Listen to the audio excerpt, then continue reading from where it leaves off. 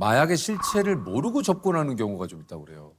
그렇죠. 이제 암암리에 요새 많이 퍼지고 있는 걸로 전자담배 형태로 전자담배 카트리지에 액상 마약류를 담아서 이렇게 유통되는 경우가 있다 보니까 제2의 프로포폴로 불리는 에토미데이트는 과남용할 경우 의식불명 상태에 이를 수 있다고 전문가들은 경고합니다.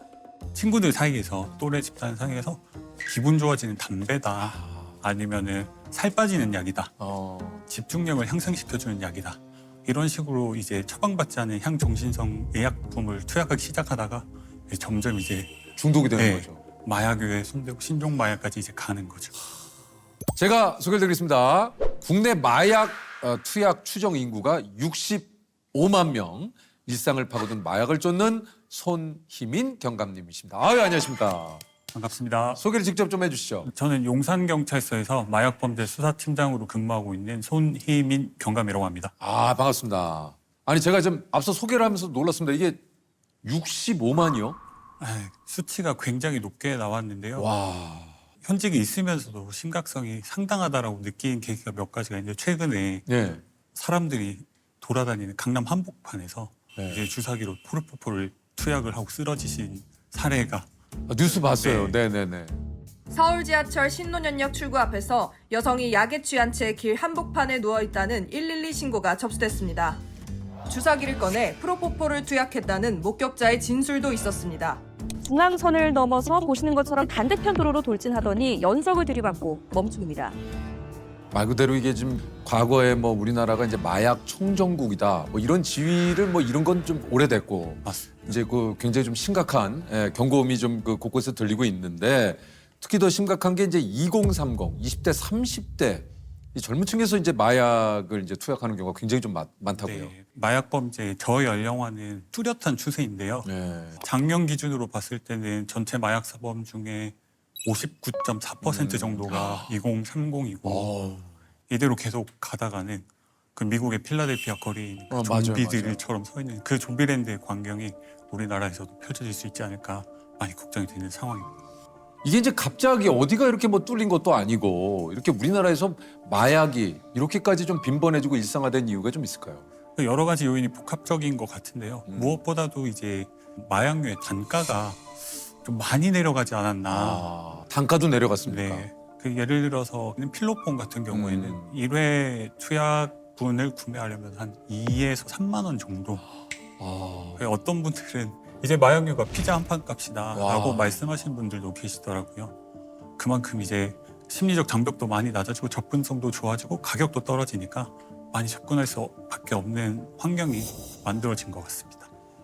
제가 근무하고 있는 용산경찰서에서는 작년 한 해 동안 209건의 마약 신고를 처리를 했는데요. 네네. 드라퍼, 그러니까 유통책들이죠. 숨겨놓은 그렇죠. 마약류가 발견됐다거나 발견되기도 하고. 밤에 수상한 사람이 와서 땅에다가 몰래 이렇게 묻고 있더라. 이런 신고도 있었고. 그래서 확실히 용산이 이태원이 있다 보니까 가장 많은 비중을 차지하는 거는 이태원 거리에서 술을 마시고 잠깐 정신이 잃었는데 아무래도 내가 누군가 내 술에 마약을 넣었던 것 같다. 이렇게 신고하는 경우가 종종 있습니다. 그 경감님이 올 초에도 큰 사건을 좀 맡으셨다고 그래요? 네, 뭐 뉴스에 많이 나서 대부분 알고 계실 텐데 네. 반포대교를 가던 폴 차량이 맞아요. 네, 추락해서 네네. 떨어진 사건이었는데 그 차량 안에서 다수의 프로포폴 빈병 그리고 실제로 프로포폴 들어있던 병도 있었고.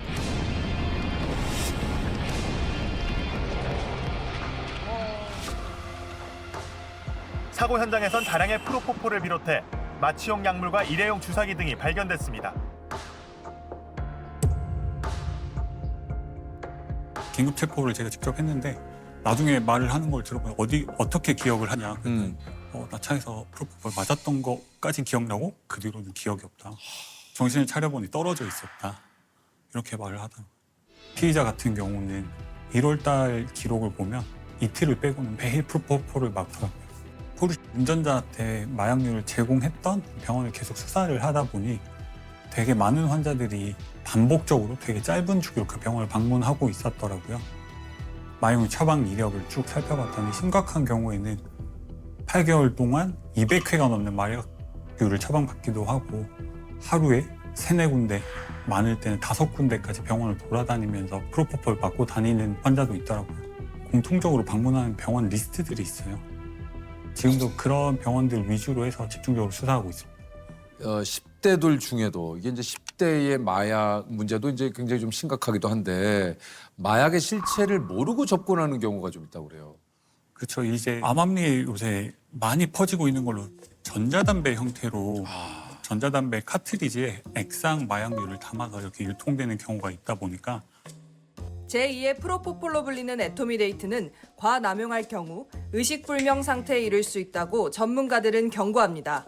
친구들 사이에서 또래 집단 사이에서 기분 좋아지는 담배다 아니면은 살 빠지는 약이다 집중력을 향상시켜주는 약이다 이런 식으로 이제 처방받지 않은 향정신성 의약품을 투약하기 시작하다가 점점 이제 중독이 되는 네, 거죠. 마약에 손대고 신종 마약까지 이제 가는 거죠. 그러니까 이제 말씀하신 대로 진짜 친구가 야 이거 나 해봤는데 전혀 뭐 아무 문제 없어. 이거 그냥 아무렇지도 않은 거야. 그리고 나중에 뭐 실제로 체포가 되거나 하는 경우에도 발뺌을 하는 경우가 많아요. 예를 들어서 나는 그냥 전자담배인 몰랐다. 줄 알았다. 이게 내가 마약류인지 어떻게 아냐. 똑같이 생겼는데. 근데 그렇더라도 만약에 마약을 그런 식으로 뭐 이제 접했다면 이건 이제 법에 따른 처벌을 받는 거죠. 그렇죠. 뭐 그런 변명은 소용이 없는 네, 거죠. 처벌은 피할 수가 없습니다. 그 전에는 이제 이태원 클럽에서 파티를 하다가 아파트로 장소를 이동해서 거기서 마약 파티를 하다가 한 명이 추락을 해서 사망을 했는데 그게 또 경찰관으로 밝혀져서 조금 맞아요. 기억이 나요. 기억이 나요. 많이 화제가 됐었던 적이 있습니다. 강원경찰청 소속 경장이 추락해 숨진 서울 용산의 고층 아파트. 일행 중에는 비뇨기과 의사와 대기업 직원, 헬스 트레이너, 대학생 등이 있었습니다. 경찰은 이들이 단체로 엑스터시, 케타민 등 마약을 투약했던 거로 보고 있습니다. 이제 마약을 수사해야 되는 경찰 조직의 일원이 마약을 투약했다. 이게 밝혀진 사건이다 보니까 이런 일련의 사건들을 보면서 우리 사회 곳곳에 마약이 퍼져 있구나. 그걸 계기로 이제 경찰 공무원 채용 시에 모두 다 6종 마약류를 다 검사하기로 법률이 개정돼서 25년부터는 모두 마약 검사를 받고 있고요.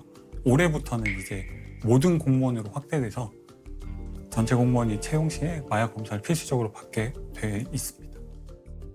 신고받고 출동을 하면 이제 마약에 취해서 이게 이제 출동하신 그 경찰분들을 좀 위협하기도 한다면서요. 칼을 들고 뭐 흉기난동을 부린다던가 아니면은 투신을 하겠다고 협박을 한다던가 환각이나 이런 증상들이 있다 보니까 누가 자기를 죽이러 왔다라고 아예 망상을 하면서 흉기를 들고 대항하는 경우도 있고요. 이게 이제 마약을 투약한 사람들을 검거하는 것도 일입니다만 잡아온다고 하더라도 계속해서 끊임없이 그러니까 이제 진짜 현장에 있는 분들의 스트레스와 이게 좀 힘든 부분이 정말 좀 많으실 것 같다고 생각합니다.